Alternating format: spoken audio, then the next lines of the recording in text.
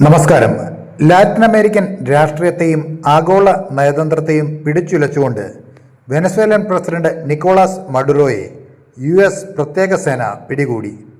Chinese പ്രതിനിധി സംഘവുമായി കാരക്കാസിൽ വെച്ച് കൂടിക്കാഴ്ച നടത്തി മണിക്കൂറുകൾക്കുള്ളിലാണ് അതിശക്തമായ ഈ സൈനിക നടപടി ഉണ്ടായത്.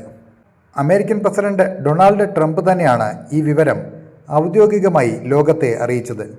വെനസ്വേലൻ തലസ്ഥാനമായ കാരക്കാസിൽ US നിയമപാലകരും സൈനിക വിഭാഗങ്ങളും ചേർന്ന് നടത്തിയ മിന്നൽ ഓപ്പറേഷനിലൂടെ മഡുറോയെയും ഭാര്യ സിലിയ ഫ്ലോറസിനെയും കസ്റ്റഡിയിലെടുത്ത് വിദേശത്തേക്ക് മാറ്റുകയായിരുന്നു.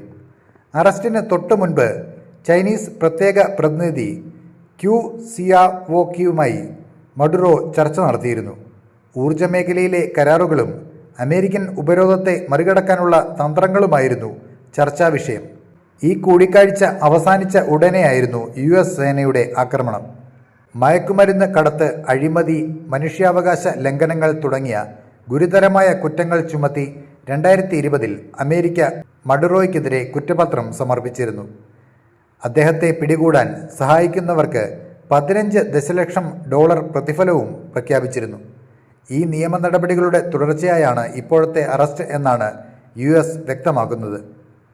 സംഭവത്തെ ഒരു അധിനിവേശം എന്ന് വിശേഷിപ്പിച്ച Venezuelan vice president Delcy Rodriguez മഡുറോയുടെ സുരക്ഷയെക്കുറിച്ച് ആശങ്ക രേഖപ്പെടുത്തി. രാജ്യത്തിൻ്റെ പരമാധികാരത്തിന്മേലുള്ള കടന്നുകയറ്റമാണിതെന്നും അവർ ആരോപിച്ചു. 36 വർഷങ്ങൾക്ക് മുൻപ് പനാമൻ ഭരണാധികാരി മാനുവൽ നോറിഗയെ അമേരിക്ക പിടികൂടിയതിന് സമാനമായ ഒരു നടപടിയായാണ് രാഷ്ട്രീയ നിരീക്ഷകർ ഇതിനെ കാണുന്നത്. ചൈനീസ് പ്രതിനിധികൾ രാജ്യത്തുള്ളപ്പോൾ തന്നെ ഇത്തരമൊരു നീക്കം നടത്തിയത് അമേരിക്കയും ചൈനയും തമ്മിലുള്ള നയതന്ത്ര ബന്ധത്തിൽ വലിയ വിള്ളലുകൾക്ക് കാരണമായേക്കാം. നിലവിൽ മഡുറോ എവിടെയാണെന്നോ അദ്ദേഹത്തെ എന്നത്തേക്ക് കോടതിയിൽ ഹാജരാക്കുമെന്നോ ഉള്ള കൂടുതൽ വിവരങ്ങൾക്കായി ലോകം കാത്തിരിക്കുകയാണ്. അപ്പോൾ മറ്റൊരു വാർത്തയുമായി വീണ്ടും കാണാം. നന്ദി.